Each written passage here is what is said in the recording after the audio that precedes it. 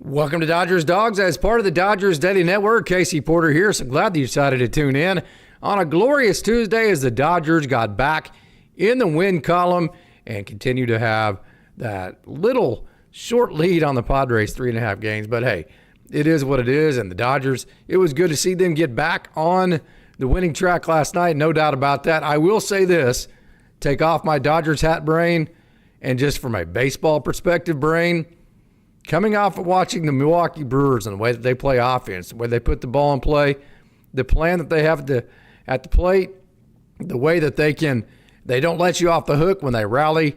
Just, kind of like I mentioned last show, they play similar to like the Cardinals did in the 80s. Coming off of seeing how great they execute the game of baseball, and then coming into seeing the Minnesota Twins, who really have no plan other than, hey, throw it south, we're going to swing as hard as we can and see if we can hit a home run. It is hard to watch. If I was a Minnesota Twins fan, I would have a hard time watching that team play offense every day. It's interesting as we roll through all these major league teams like the Giants, they just go and get the most name brand guys they can get, whether they're actually, guys that fit what they need or whether they actually are as good as the name brand has. Milwaukee Brewers, I think they put together things just right. The Dodgers, this is why you come to appreciate the Dodgers, because not only do they go get the big names like the Mookie Betts, the Freddie Freemans, the Shohei Ohtanis, but the names have the same amount of substance, if not more, behind exactly how much hype they get. All you need to know is what you saw last night. Shohei Ohtani, Byron Buxton goes deep on him, second pitch of the game, and you're thinking after you got swept by the Brewers, wow, this is just like a dark cloud hanging over the Dodgers. And lo and behold, he gets the next three guys out. And yes, I will say the Minnesota Twins made a lot of loud contact early in the game, but because they have no plan at the plate other than to just hit the ball as hard as they possibly can, because of that, they have a very difficult time sustaining rallies, which, like I said a minute ago, is the exact opposite of the Brewers. And because of that, even though Ohtani gave up some loud contact, he got through 3 innings, and the only run he gave up was the one home run by Byron Buxton. And on the flip side of that, not only did Ohtani only give up that one run, when Mookie Betts walked to lead off the bottom of the first inning, he hit a 2-run home run to give his team the lead. So count Shohei Ohtani from just the time he was in the game, pitching-wise, by himself, defeated the Twins 2-1. And I figured that Dustin May would be a good matchup for a team like the Twins, because a team that's looking to hit long balls, as long as he doesn't hang the ball, he's going to get some chase. All he really needs to do is just kind of throw the ball in there, or then he can, that's the thing about that. We'll get more into May here in a minute. But the sweepers have to be more competitive. And I would say that even with last night's performance, as good as it was, still has to be competitive with the sweeper. But the 4-seam and the 2-seam really helped him out last night, because he was in zone right, very close to that 60%, which is league average. And if Dustin May can get in the strike zone somewhere around 60% with at least 2 of his pitches, he'll be okay. So, hey, I left the link. You see it right there. Come join the show. Bruce Davis did it last show, and it was absolutely awesome. We have a lot to talk about today. Wife and I are going to Buffalo Wild Wings here in a little bit, and we're going to hit that buy one, get one free deal on the boneless wings. It's buy one, get one half off. On the traditional wings, we're going to hammer that. So we're going to have not an abbreviated show, but it's not going to go like an hour and a half like the Sunday night show did. So if you want to get into the chat, click that link. I will see you come up on the show. I will log you in, and away we will go. So, hey, go ahead and click that link. Come on in the show and be a co-host for a couple minutes and give us your thoughts. So, Dustin May, I'll say this. Don't overthink it. If I had one criticism of the Dodgers, they overthink things. That was the Dave Roberts thing with Esteury Ruiz on Saturday night, man. The dude just hit a home run. Don't overthink it, man. You put Dustin May in a piggyback role yesterday after Shohei Ohtani started for 3 innings. He did well, okay? I mean, still it's not perfect. It's definitely not perfect for Dustin May, But for a 4 2/3 innings piggyback role, that was great. So don't overthink it. Leave him in it. Leave him in the piggyback role. Like I said, I mean, don't try to reinvent the wheel. Whenever it's like the offensive coordinator in football that I talk about a lot. If you run inside zone and you get 5 yards, run the damn thing again. Don't just automatically assume that it's not going to work again. Or even more than that, don't get bored. Run him back out there. Maybe Emmett Sheehan's the next guy that he piggybacks off of, or maybe it's Shohei Ohtani, or whoever it may be. But it worked, okay? And it worked pretty well. As a matter of fact, last night Dustin May 4 2/3 innings, 5 hits, no runs, 4 strikeouts, still the 3 walks. Again, it's not perfect from a command or a control perspective, but you can't argue with the no runs, okay? Run him back out there. Don't make it rocket science as a piggyback. I love that. Plus, not only that, you're getting him used to what probably is going to be his role in the playoffs. I can say that confidently because Blake Snell looked great on Sunday. We're going to get into his outing here in a minute. Tyler Glasnow's looked good. Yoshinobu Yamamoto is fantastic. And you know Clayton Kershaw is going to want to really, really make amends for his outing in the playoffs 2 years ago. I think that's part of the frustration we're seeing for him. So I think Dustin May's destined for the bullpen anyways, and especially now that Tanner Scott's on the IL. You don't know what's going to happen with Michael Kopech. Probably not going to get him back. Not going to get Bruzdar back. Going to get Treinen back. So what we're waiting on with Blake Treinen, we'll get into his outing here in a minute. We're waiting on the back-to-back. As soon as you see Blake Treinen throw on back-to-back days, I say this all the time, that's when you know the Dodgers are thinking about bringing back up a reliever. So he has not had the back-to-back yet. He had a good outing on Sunday. We'll get into it here in a minute. But I think Blake Treinen will be at the Dodgers sooner rather than later. We'll get into the Blake Snell outing here in a minute too. I will say this confidently. If I were the GM and the decision was mine, the next outing for Blake Snell would be with the Los Angeles Dodgers. He had a fantastic outing, in my opinion. We'll go under the hood. We'll break down the Blake Snell outing. We'll break down the Blake Treinen outing. We'll do all that. We'll talk about the Justin Robleski outing. We're going to talk about my boy Wardo. Nick Senzel's been doing very good at the AAA level. We're also going to talk about Jackson Ferris. I always tell you guys and gals out there, you beautiful Dodgers dogs, the best crowd out there. Every season has a beginning. Every season has a middle. And every season has an end. So you can't make an evaluation until you go through all 3 parts of a season. So Jackson Ferris turning it around. Wonderful outing. My beautiful bride and I were there on Friday. We're going to get into that. We have a wonderful crowd on TikTok. I'm going to leave thank you so much there for the support there. 27, I think that's your handle there. Pat Porgapalm, Hector Villarreal, I realize I recognize that name. Beavis, Eric Molina, Gear Bear, Blue Quill 19, I believe that's 76. Johnny, Bob, Lee, Freddie B. Thank you so much for joining on the TikTok side. We have a good crowd logging in on the YouTube side. Elishiva Jones, Tracy Calvillo, Craig, thank you so much for joining. Daniel Ashford, Tracy Calvillo, CNAV, our wonderful rock stars here at Dodgers Dogs as part of the Dodgers Daily Network. So if it was up to me, the next outing for Blake Snell would be with Los Angeles, and it's not close. He did everything he needed to do on Sunday for me, and who am I? I'm just some dude behind a microphone that is just saying stuff. I have no inside information, but if it were me, it would not even be in question. The next outing for Blake Snell would be with Los Angeles. So, Shohei Ohtani yesterday, 3 innings, 4 hits, 1 run, 3 strikeouts, and 1 walk. I loved the fact that Byron Buxton led off with a home run because we need to see Shohei Ohtani deal with at least a little bit of adversity, right? I mean, we need to see how he's going to handle, and I loved it whenever he gave the home run. I was like, oh, that's on me. He's such an awesome dude. I mean, we talked about this with Kershaw on the last show.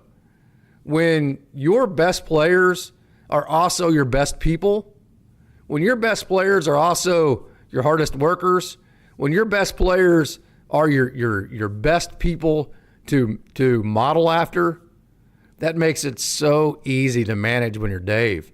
When you think of Mookie Betts, Freddie Freeman, and Shohei Ohtani, Will Smith, I mean, can you think of better human beings?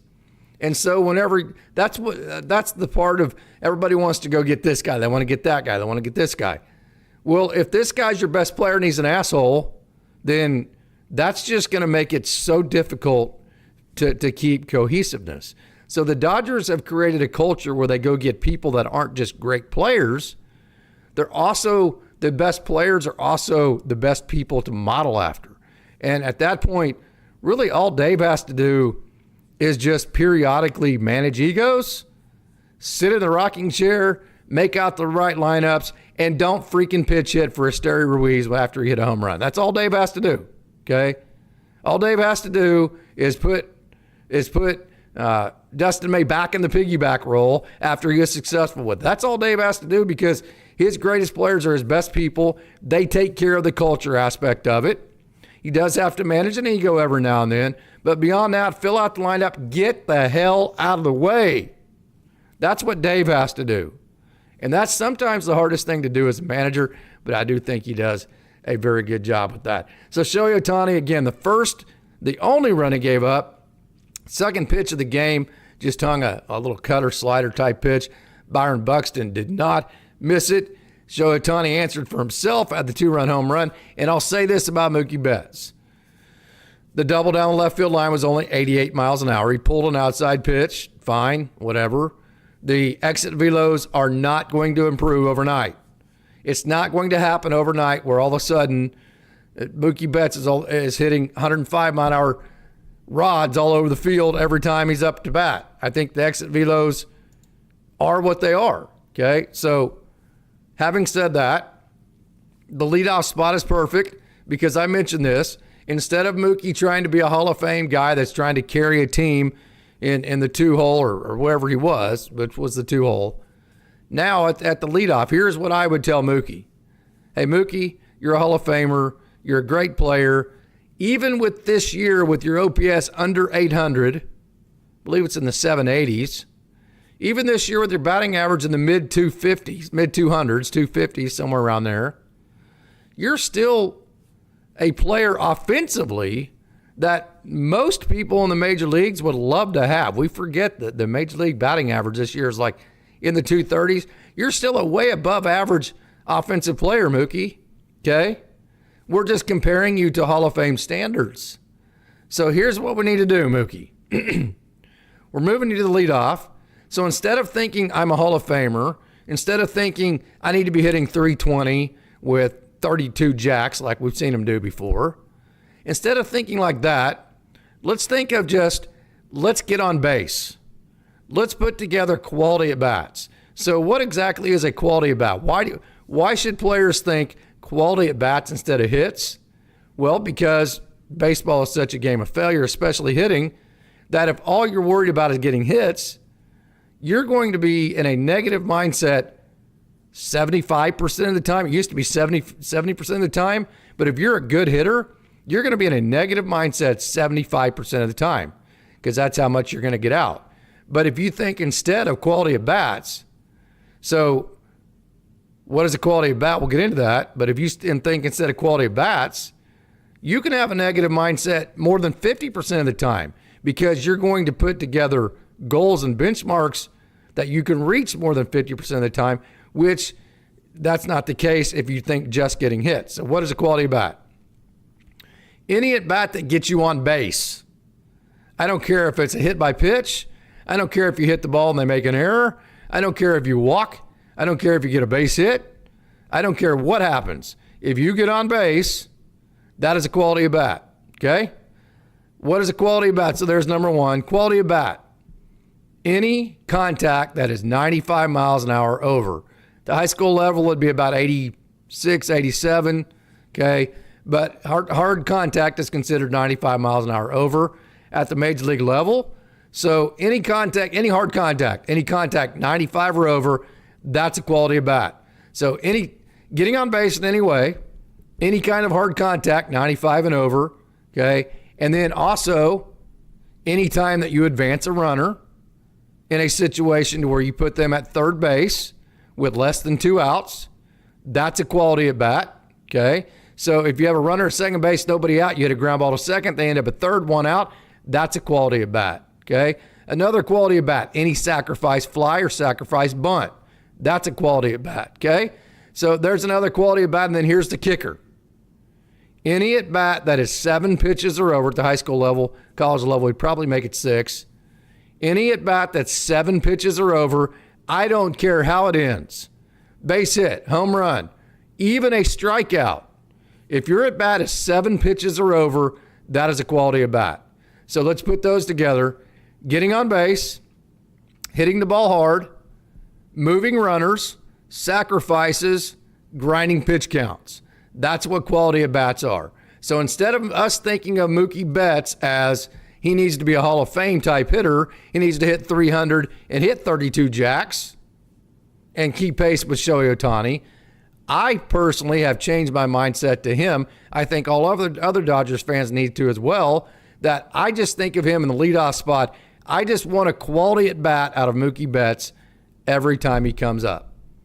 That's what's made Max Muncy so valuable, is that he's had, although he struck out a lot and his average isn't high, how many quality, if you go by those guidelines, hard contact, 7 pitches or more, okay, on base any way that you can, those types of situations, if you just put Max Muncy up to the quality at bat category, which the Dodgers do, this is why they know more than we do, he's one of the best ones. He puts some of the most amount of quality at bats together of anybody, and that's another reason why it's not just the batting average, the hits. The Dodgers are missing the quality at bats for Max Muncy because he gives you more quality at bats or as many as anybody else in the lineup when you put those standards together. So, hey, what a great crowd we have. Dodgers 20, Jose Ayala, thank you so much for the $2 super chat. Dodgers 2025 World Series champs. Great show, Casey. What a great crowd we have logged in. And again, hey, if you want to join the show, there is the link right there on YouTube. There is the link right there on TikTok. TikTok, we have just a tremendous crowd. On Instagram, we have a great crowd logging in as well. So that's kind of the way I think about Mookie Betts. Do as you please. Just an idea about what you might think about moving forward with him. So, you can kind of have the best idea of what he's bringing to the team. And because of that, that's why I love the fact that he is in the leadoff. So Carlos Correa. Damn, he went 0 for 5 last night. How about them apples? You got to love that, right? Hey, very rarely do I root against people. If there was B1, he would be close to it, okay? I don't ever really well, I guess I do. If you go to my ex, I actively rooted against Fernando Tatis Jr. for his dumbass way that he acted last year. And so I enjoyed watching him make all the, matter of fact, it's still posted at the top of my X page. So I will say that Carlos Correa, I know a lot of Dodgers fans wanted him in the offseason. I would have personally been okay. I would have been able to get over the personal parts of things. Matter of fact, it would have been therapy for me that he gave back to the Dodgers what he took away, because let's make no mistake about it, the Astros stole that World Series from the Dodgers. Stole it, period. End of discussion. I am not even going to debate with anybody on that. Now, you're welcome to your own opinion, but you're not going to change mine. The Astros stole that World Series.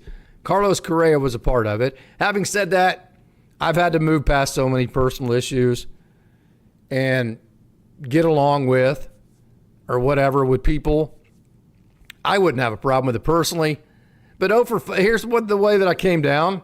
0 for 5 last night. Carlos Correa, not terrible, but 263. OPS, though, is just 698. So he's kind of Mookie Betts. It's pretty much what Carlos Correa is. 7 home runs, 31 RBIs. Pretty much he's Mookie Betts offensively. So for what the baggage would have been with Carlos Correa, at this point, there's no way that you could justify to me that it would have been worth going and getting Carlos Correa. The only way it would have been worth getting Carlos Correa is if he would have been a superstar. because I think that's the only way Dodgers fans could have got past it. But Carlos Correa basically being Mookie Betts as an offensive player, that just goes to show it was the right move to me, goes to show me that it was the right move by the Dodgers to go ahead and pass. And to be honest with you, I think the Dodgers I think they definitely, they dodged a bullet there. So, hey, very, very correct here, CNAV. Hit the like button, no doubt. Freddie Freeman surprised me by coming back so soon. He absolutely did. Now, Freddie Freeman, I was going to get into him. I know he had the double down the right field line, but just watching that, if you watch that video, and I'm not going to put it up on the board because if I do, I'll get tagged and we'll end the show. He's still coming up out of his legs. Watch his back foot. His back foot, instead of turning and driving, his back foot is lifting, and because of that, his entire back leg is coming forward, which is what's called coming out of your legs. So that's still, to me, nobody, again, this is, you can have your own opinion. People in the Dodgers organization can have their own opinion. Freddie Freeman can have his opinion. That's fine. I've been around the game of baseball enough. I can see with my own eyes.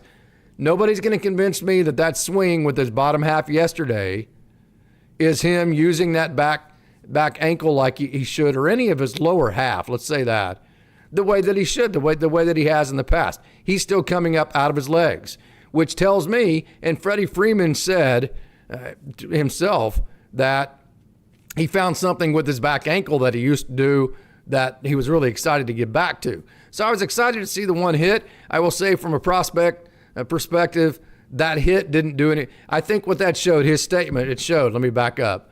It showed that I've been saying this all year, there have been physical issues with Freddie Freeman that have caused his lack of production, especially at first lack of power, and then second, just lack of hitting overall. It's been a physical issue. That's been obvious, okay? And his statement that, hey, I found something in my back ankle, this or that, I can't wait to get to that shows you it's been physical, because the reason why you get out of mechanics like that, especially with your lower half, is because you're in pain. You're trying to protect something. You're overcorrecting. And the next thing you know, you don't even know you're doing it because you've done it so long. And then you go back and you go, wow, I didn't realize I was doing it. So I think that's an admission by Freddie Freeman that it has been a physical issue, although I think it's been obvious to anybody that's been paying attention. And I will say again, nobody's going to be able to change my opinion that last night's swing, although he hit it hard, was a correction to the bottom half of his body.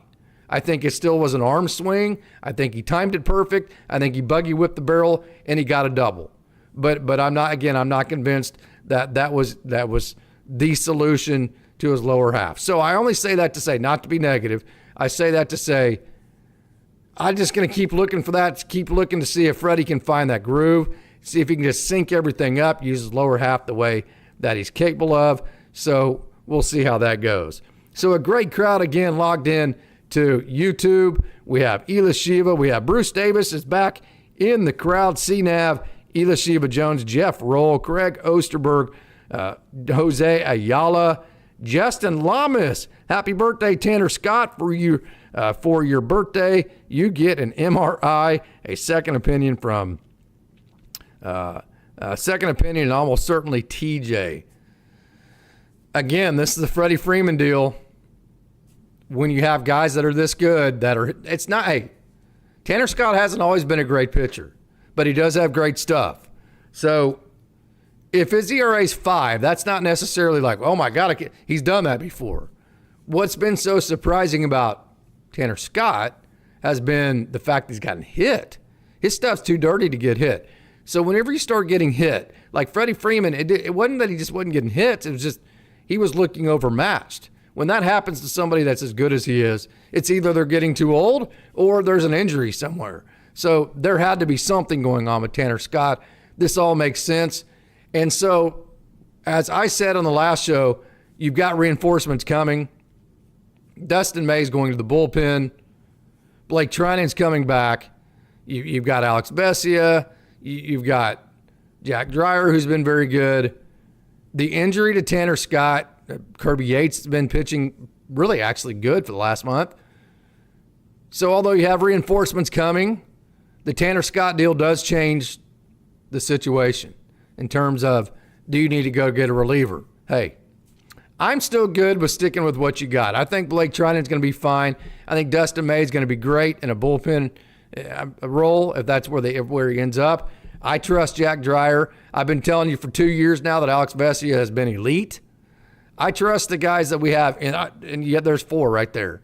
I mean, unless you're in just kind of and then somebody else is going to bump down too. I'm sure I'm missing somebody. I always miss people on the roster too. So if the Dodgers stayed pat with the relief people they have now, I have no problem with that. Okay, if they want to get whichever. So here's where I'm at. I think the Dodgers, if Freddie Freeman, here's the problem. But these are a bunch of ifs. If Freddie Freeman can get healthy enough to hit doubles like he did yesterday, doesn't have to hit home runs. If Mookie Betts can give you more quality at bats than anybody else on the team, Max Muncy, who's ahead of the schedule, if he gets back and he returns to the Max Muncy he was, if Teo Hernandez can get healthy and just give us somewhat of the same version as Teo, and then Edman gets to play center field or wherever he plays, which I think will make him also a better offensive player, the Dodgers right now not only can win the World Series, they're still probably the best team in baseball if they play well.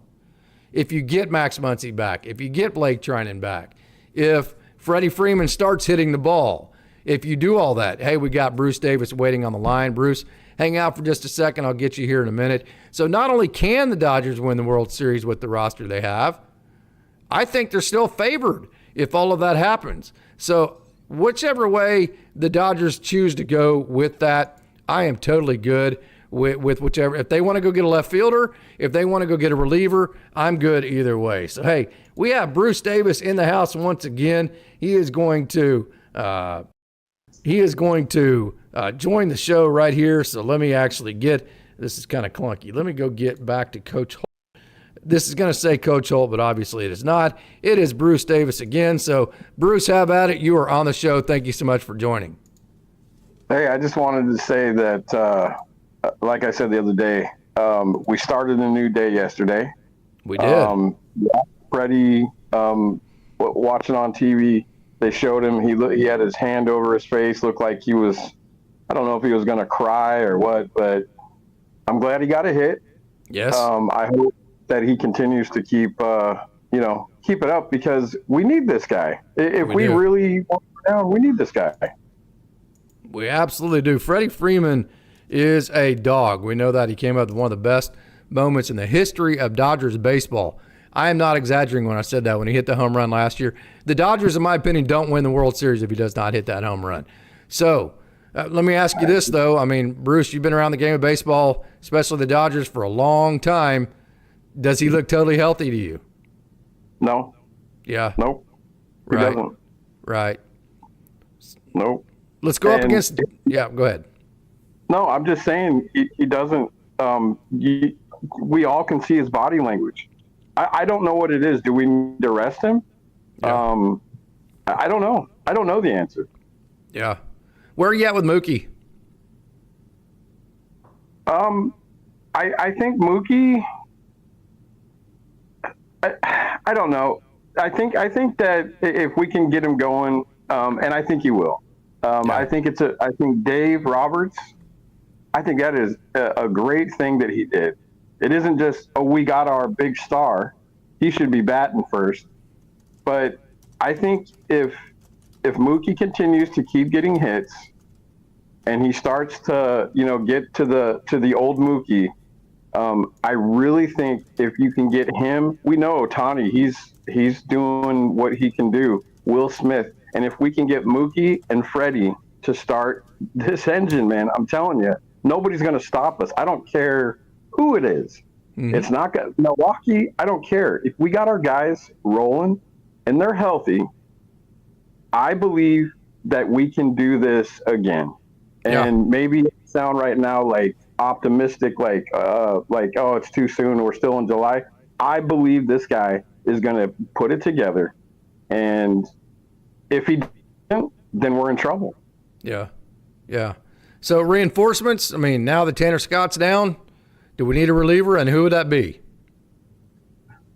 Listen, I keep hearing that we could get a reliever. Here's what I'm thinking. You spend all this money, and people are going to disagree with me on this. You want to go all in? I say you go get Braxton, and you get those 2 relievers, and you give them the best deal that you can give them. You get those 2 guys in here, you bring them to the pen, and you put Braxton in center field, switch whatever. Put Podges in left, or put Keogh in left, whatever. Let's do it. Let's go for it. There's no reason why we spend all this money just to go out and get one reliever. It's, to me, that would be pointless. Yeah. The point there is you spend $1 billion. So if you're 1 or 2 to maybe 3 players away, why in the hell would you not go all in and go all for it whenever you did in the offseason? Why would you have the all for it offseason but not the all for it trade deadline, right? I mean, that wouldn't match. What about you, Casey? What do you think? Do you think that's a wise idea to go and splash through our prospects? I am always, I'll say this, Bruce, I am always in favor of the trade market, and I come at it from 2 different perspectives. One is I want the Dodgers to win the World Series every freaking year, okay? And so if there's somebody out there that can help the Dodgers win this year, there's no reason not to do it, because if you don't win a World Series, if you're the Dodgers, if your goal is not to make every decision to win a World Series, then why do you even have a minor league system? Why do we do any of this if the goal every single day that you show up is not to win a World Series? So if there is somebody out there that can help you win a World Series, then damn it, go get them. And then here's the other perspective that I come at it from, because I cover these prospects. But if you do trade these guys away, a couple things: the Dodgers, their scouts aren't going away, their developmental system's not going to go away. No matter how many prospects they give away, they're going to replenish it because they know how to find players, they know how to develop them, okay? So they're not ever going to drain their farm. And then 2, when you trade these young guys, it actually gives them a better chance to become a major leaguer. So I am always all for the trade part of it. Go get who you need, whoever that may be. And you know what? I agree with that. And I think that's what we need to do. Again, the scouts will be there. We can always draft guys. We can always go look at guys, whatever. So there's always going to be that. And I've always been a fan of why keep them down there if they're not going to come. If they're not coming up, let's get rid of them. Hey, Bruce, I got another caller, man. I appreciate you, brother. Thank you. Thank you. Okay, see ya. All right, so we're going to bring in Racy Auto Parts now. Racy Auto Parts, I believe, I do not have video here, so there's going to be, actually, I don't even know if I have Racy. No, Racy Auto Parts has left the meeting. So, hey, Racy, if you see this or if you hear this, please log back in and to the meeting here, and then we will get after it from there. Okay, so there are some good thoughts from Bruce, and hey, I'm always all in on the trade part of it. So Andy Pages, how about Andy Pages? Hey, he hasn't been super hot, but here was what my biggest worry about Andy. Matter of fact, I'm going to go ahead and do another Google Meets meeting because that one kind of messed up there. And let me put the new link in here, and let's get after it. Again, sometimes when I'm by myself, it can get kind of clunky. So give me just 1 second here, and let me put this link in here. Here is the new link right here. There is posted into TikTok. Here it is posted into YouTube. There you go. That's the new link to join right there. So click that link. Hey, Racy Auto Parts, I know you were waiting patiently. Thank you so much, Bruce, for joining. Always enjoy hearing your thoughts. So thank you so much for joining the show. Racy Auto Parts, join back in. Click that new link. So, okay, Andy Pages, one thing I always worry about him is just the highs and lows. He's avoided the lows. So after his really hot streak, now he had the really cold streak, then the really hot streak. That's the Andy Pages he's always been. But since the really hot streak, what I will say is he's done a good job of keeping his floor pretty high. So he's getting like 1 hit a game or whatever. Every once in a while have a really good game. Every once in a while have a really bad game. But typically speaking, he's getting like 1 hit a game. And because of that, he's actually been he hasn't been hitting the ball great lately. But overall, from a big picture perspective, he's actually been one of the most consistent hitters we've had in the game. Joseph Martinez, okay, but you don't give up Josue or Zaire. I have no problem giving up either one of them. Those are your superstars. there is no such thing as a superstar at a high A level. I can't go with that until I see him at the Double A level. If you can go get a major leaguer right now that will help you win a World Series, there's no guarantee that Josue DePaul or Zaire Hope will ever help you ever win a World Series, ever. There's no guarantee that they'll ever even be a starter at the major league level. There's no guarantee that they won't get to the Double A level and not be great like Diego Cartaya wasn't. So I'm different than you, Joseph.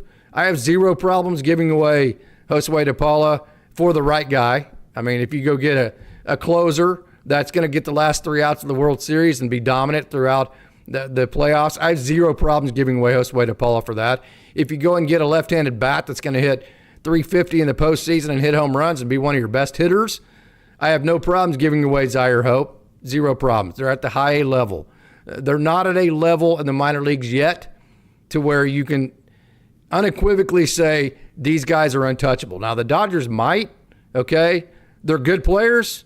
They have the potential to be major leaguers someday. But beyond that, there's nothing anybody else can say about that, and that includes even the scouts in the Dodger system. Zaire Hope has great tools, okay? He has good speed. He has good power. His bat-to-ball skills, we'll see how that translates as pitchers are able to hit holes as they go on. Josue DePaul, he has good bat-to-ball skills. He has good plate discipline. But as pitchers are able to hit spots of the zone that are tough to hit, that he's taking right now, that are called balls at the high A level. So let me actually, I'm sorry. Let me get back to, this is kind of screwy right here. Let me get back to the scene here. I'm sorry about that. As Josue DePaul gets to levels to where they can actually hit spots of the zone, that instead of being balls right now where he's seen at the single A and high A level, now they're strikes, and instead of it being 1-0, it's 0-1. Until you see that process happen, you have no idea. I have no idea. Nobody has any idea. Now, I'm not saying that he won't continue to be great like he is now, but it's not guaranteed. But if you win a World Series this year with who you went and got, that is guaranteed. And again, what is the point of having the minor leagues if it's not to win a World Series? If you can, in return, get somebody who will help you win a World Series this year, that is the whole goal. Now, that's my opinion.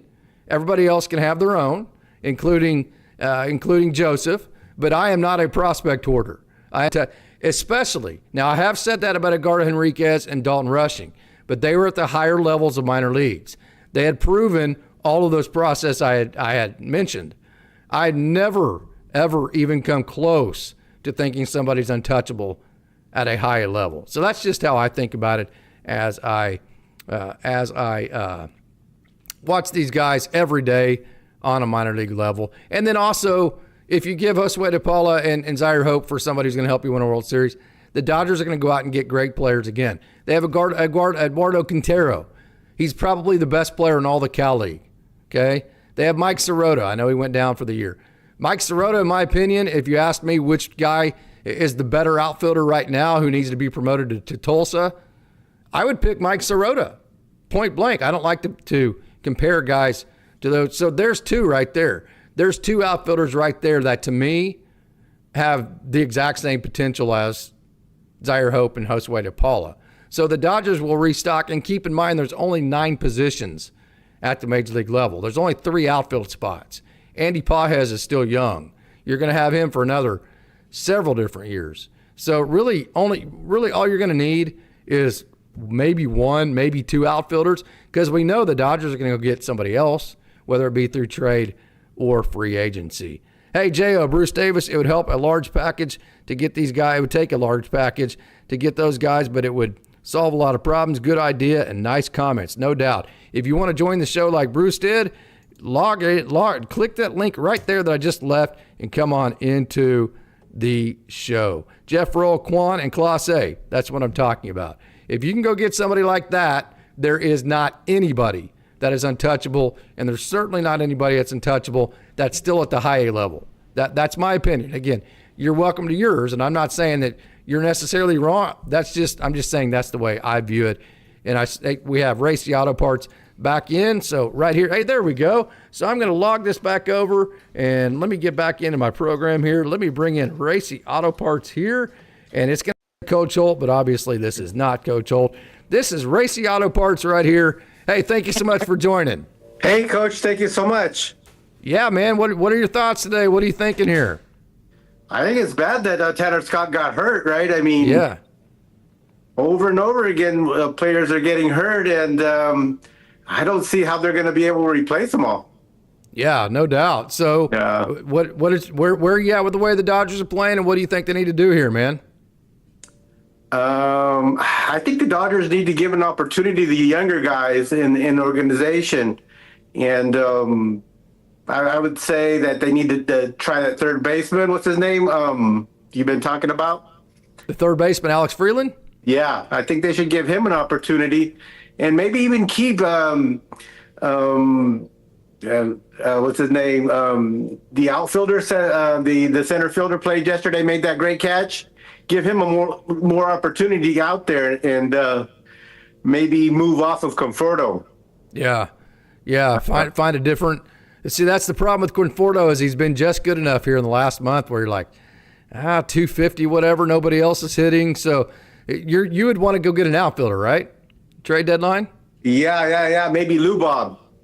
Oh, yeah, Luis Robert Jr., you in that camp? Yeah, I think maybe he might be a good one. I mean, they probably pick him up on the cheap right now. Yeah, we know you're going to get elite defense from him. Yeah. You have a lot of upside offensively, and then to me, the biggest argument for that would be if you put him in the Dodgers culture and give him the protection that he's going to get in this lineup, you might actually find that upside from Luis Robert Jr. versus the lineup like the White Sox. Would that be kind of where you're thinking there? I think so. I mean, there's no incentive to play well with the White Sox. I mean, it's not such a great team. Yeah.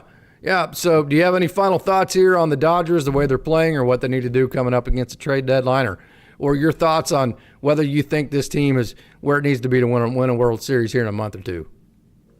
I think they've got quite a ways to go to win the World Series. It is possible, but I think they've got quite a ways to go. And but I don't think the competition is going to be as good as they were. For example, the Brewers, they came in here and they were really good, but I don't think that they're going to be this good when the playoffs come around. I think they're peaking too early. Yes, great point. One thing I like about the Dodgers is they're not peaking too early, because they have in previous years. They came in with all those wins and everything 100%. Like that and got knocked out in the first round. But we'll see. As a Dodger fan, we're used to suffering, so we'll see. You want me to give you a perfect example of what that? This is another example. Bruce calling in with his great thoughts. Racy here. This is why the Dodgers Dog community, as part of the Dodgers Daily Network, is the best chat out there in a discussion. Peaking too early. That is absolutely a fact. And then also on the flip side of that, let me kind of give you the opposite example of what you're talking about. 2017, the Dodgers lost 162 games in a row, I think, going down the stretch, and then ended up winning the World Series, except for the fact that the Astros cheated, right? So, yes. Hey, this is not the time of year when you want to be playing your best baseball. It all sucks for us to lose. It sucks when you're not playing good. But I totally agree with what you just said. Yeah.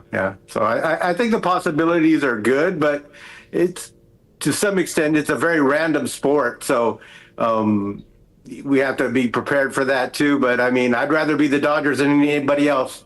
Yeah. Hey, let me ask you this question on your way out. Put you on the spot a little bit here. If last 3 outs, you have a one-run game, Dodgers have a lead, bottom of the ninth inning, who do you want to get the last 3 outs right now? To get right now? Yeah. If it was tomorrow or today. Who would you give the ball to? I'd go with that young rookie guy. What's his name? Jack Dreyer. Yeah. So it'd be Dreyer for you. Okay, nice. Yeah, I mean, he's nails, right? I mean, that's what I've seen. Yeah.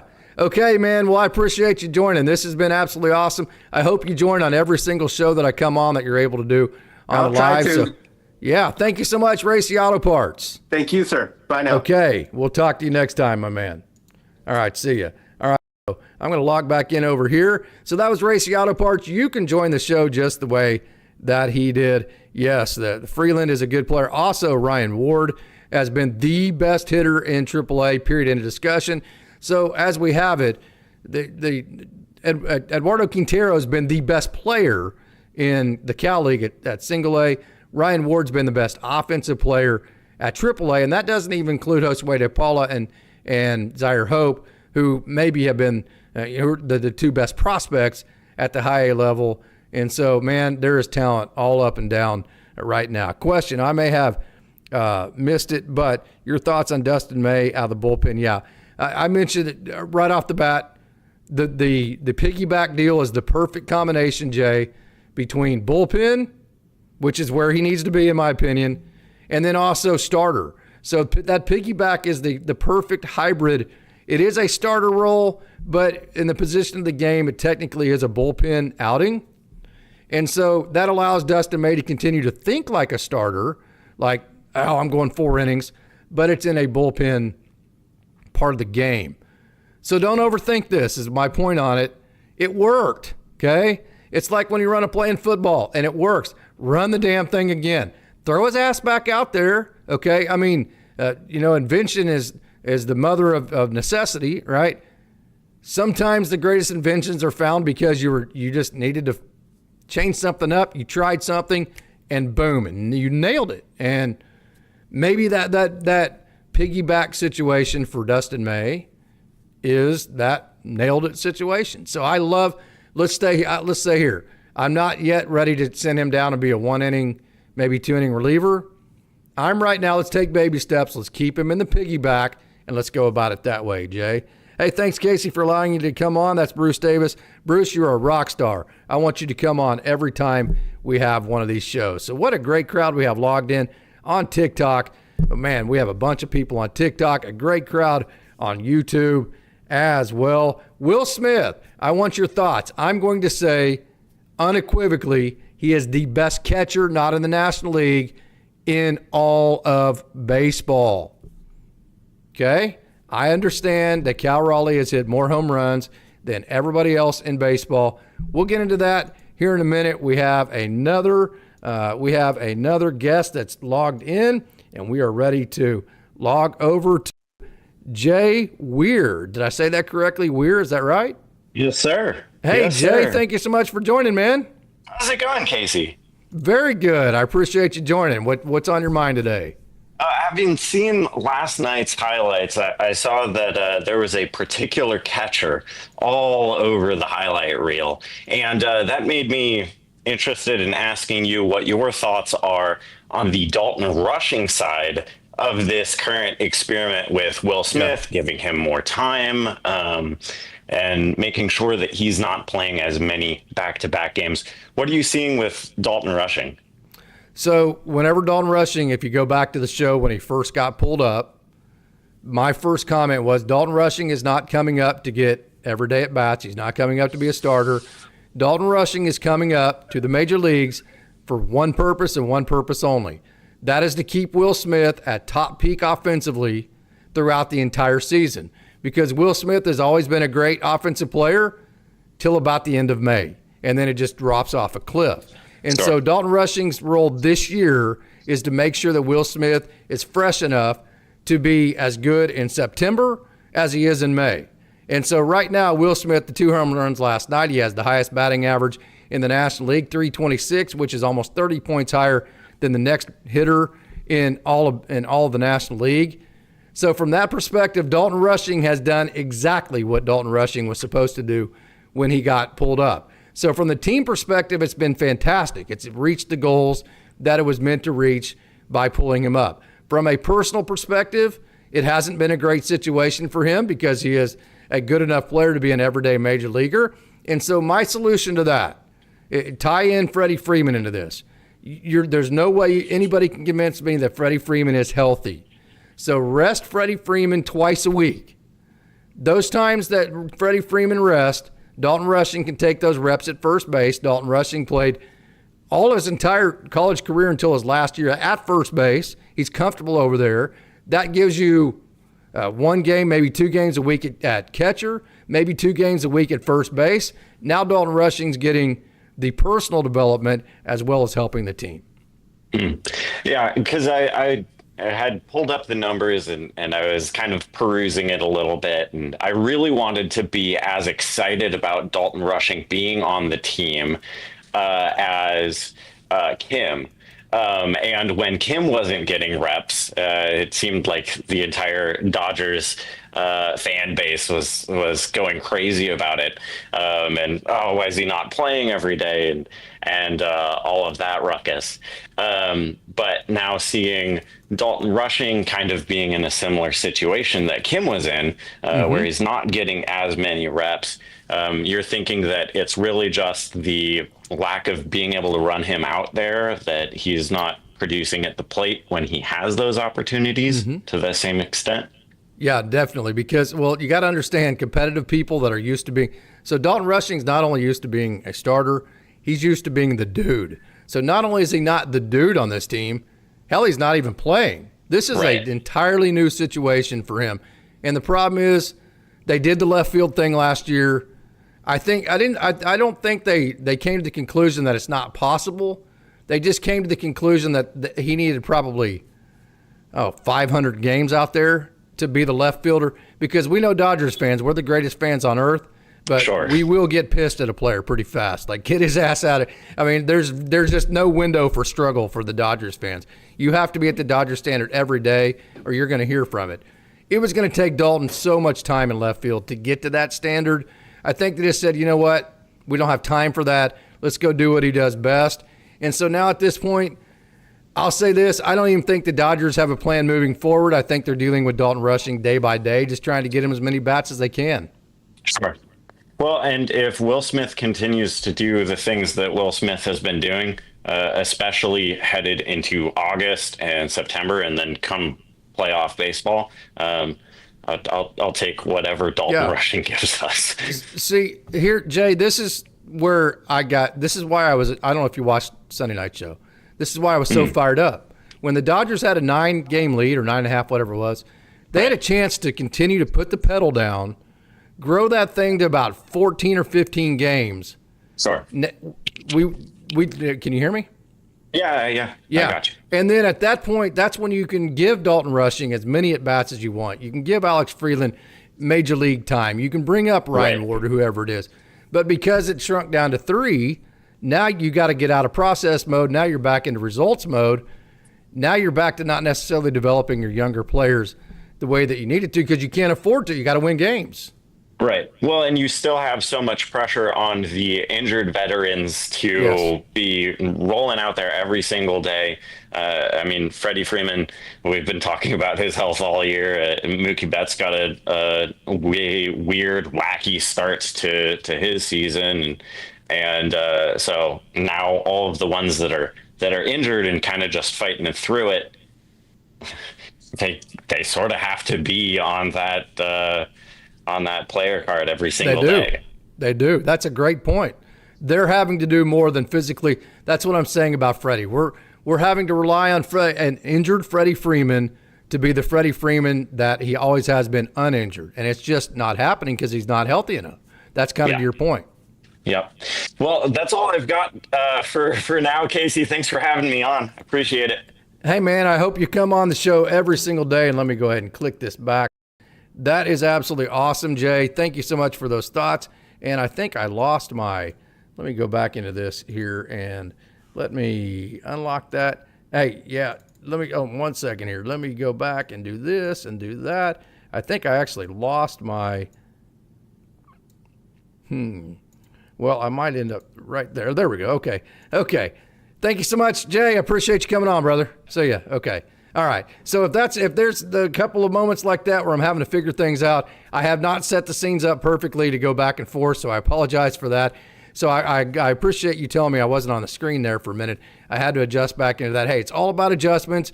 I love this call-in deal. Let me go ahead and put this I actually had to let me rejoin the meeting here, and then let me put this back, join now, and then let me put this back in this link back into the chat. So if you want to join, just like Jay and Racy and Bruce have, they've been absolute rock stars, then you can right there. Okay, so let's continue on. Dustin May was very good. Leave him in the the piggyback role. So what we're going to do now is we are actually going to get into our down on the farm segment. This is going to be live. I'm going to put this link in TikTok here. I usually like to keep things flowing, but it's important enough for me to stop and slow down and get you the links and make sure this is done properly. Sometimes you got to do that. So I'm going to go ahead and click this over to right here, and we are going to get to the Blake Snell outing. We're going to start our down on the farm. Now, obviously, Blake Snell's not a prospect, but his last action was down on the farm. I will continue to monitor the chat here, and so if you have any questions or if you want to log in, we'll immediately get to you. So Blake Snell, what a great outing he had. Absolutely no doubt about that. Let me go ahead and click this link here and get back to him, and so we can actually get to his outing from the other day. So let's go into the hood of Blake Snell. 4 innings pitched, 4 hits, 1 run, 6 Ks, 1 walk. He threw 58 pitches. 24 of them were 4 seams. He was 95-96 on his spin. Or actually, he was 95-96, I should say. And his spin sat 24-41, touched 2,500. So the spin, the metrics were great. In the zone, 54%. That needs to get up to 60%. 7 sliders, 3 of them got whiffs. He split, but his 2 most thrown secondaries were his changeup and curveball. 60% whiff rate on his change, 67% whiff rate on his curveball. 7 sliders, 3 of them got swings. So here's the deal. If all of that was confusing because I didn't explain that properly, then just know this right here, okay? He had 4 different types of pitches, 4 different types of shapes, 4 different layers of velo bands. So his fastball was 95-96, slider was 89-90, changeup was 83-85, curveball was 77-81. That's amazing. And, hey, the only nitpick I can have, he needs to throw his fastballs in the zone 60% of the time, not in the 50s.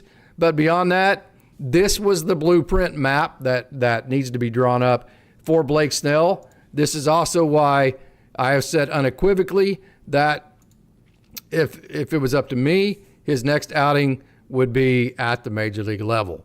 So that's where I'm at on that. The 4 different velo bands, I think the execution was good enough. I think he's done enough at the major league level. So the next guy, Blake Treinen, here's what I'll say about him.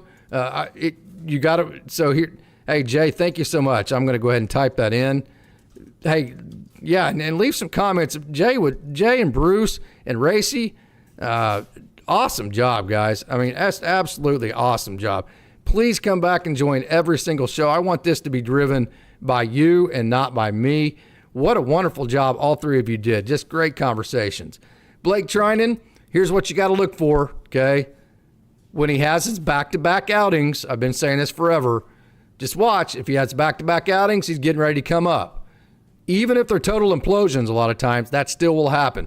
They just want to see that he can make it through his back-to-back outings, that he's actually healthy enough. They're looking for health at that point versus production. But, hey, he nitpicks himself. But to me, Blake Treinen is very, very, very close. And so we will see how that ends up. Another guy that could be reinforcement, and let me go ahead and get to his video clips here as we roll through our Down on the Farm. Again, I am monitoring the chat, so if you have a comment or if you want to log into the show and be a part of the show, please come on in and we will get after it. But the next guy I want to talk about was who had a scoreless outing last time, Alexis Diaz, 93-95. That is a slingshot. Look at him right there, a slingshot release. 4-seam was 93-95. Good carry on it. Threw 3 sliders. 1 was in zone. The thing about it is he relied on chase. What I would be interesting to see what would happen if he got the major league level. Would he get the chase that he's getting at the AAA level? That would be my question about him. So, Alexis Diaz, hey, if you want to bring him up because he has major league experience, great. I do think it would be at least you would have to at least make the statement that it's somewhat in the project category, but that doesn't mean he couldn't go out there and be just simply fantastic. Talking about fantastic, how about Justin Robleski? Justin Robleski has been absolutely great. He's doing everything that he can. He got the Day award for me on Sunday with 6 innings, He threw on Sunday, 1 hit, 1 run, 6 strikeouts, no walks. A lot of four seams and a lot of the front to back with his cutter split, and they split time with a slider and sinker to get back to his fastball that was sat 95 and touched 98. Spin went over 2,400, actually averaged over 2,400, touched 2,556. Cutter and sinker both were in the zone of 60%, which is perfect. So that's why I'm so excited about Justin Robleski, is that his stuff is absolutely great right now. And it is in the zone, and it is allowing him to get back to that fastball. So Justin Robleski continues to throw very well. And you talk about a young man that is throwing the ball better than he ever has. Got to sit behind him, probably 5 or 6 different times and watch him pitch. And not only is he really good, but he's extremely deceptive. Ronan Kopp has been absolutely awesome. And hey, his RPMs on his fastball can go over 2,700. You're talking about a dude that's huge, too. This is a real player, Ronan Kopp. Don't think he's not, because when he's throwing strikes, he is really, really good. ERA just 2.45. He's gone scoreless in 17 of his last 18 outings. His ERA during that time is just 3.89. That's at 18 outings. Okay, that's amazing. And I'm telling you, his slider is deceptive. Sometimes he throws it harder. Sometimes he throws it slower. As he does, the shapes change, and it is just really a fantastic pitch. And so I'm just super excited about Ronan Kopp. And you talk about a fantastic young prospect in the Dodgers organization. I tell you all the time, there's a beginning, a middle, and an end to every season, and that is absolutely the case for one Mr. Jackson Ferris, who has had, matter of fact, my wife and I were there to watch him last Friday. 7 innings, 3 hits, no runs, 7 strikeouts, 1 walk. Jackson Ferris is putting it together. The fastball up in the zone was big time. The off speed was 10 off of that, and he was throwing it for strikes, and AA hitters just really had no chance against Jackson Ferris. So if you're worried about Jackson Ferris, you should be very excited about the fact that he is pitching his best baseball right now, and literally the only thing that matters for him or any of these minor leaguers is how they end. So the last prospect I want to talk about here as we get to it is Kyle Nevin. I'm telling you, Kyle Nevin can flat hit, ladies and gentlemen. You can believe me now. You can believe me whenever you want. As long as he's not swinging at that high pitch, that dang high pitch he likes to swing at, and that to me, in my opinion, is why he has the propensity to swing and miss like he does. But Kyle Nevin is hitting close to 400 for AA Tulsa. What I really like about him is the way that he uses all parts of the field, especially the middle part of the field. And then whenever he does decide to hit a pull side home run, he has a ton of pull side power.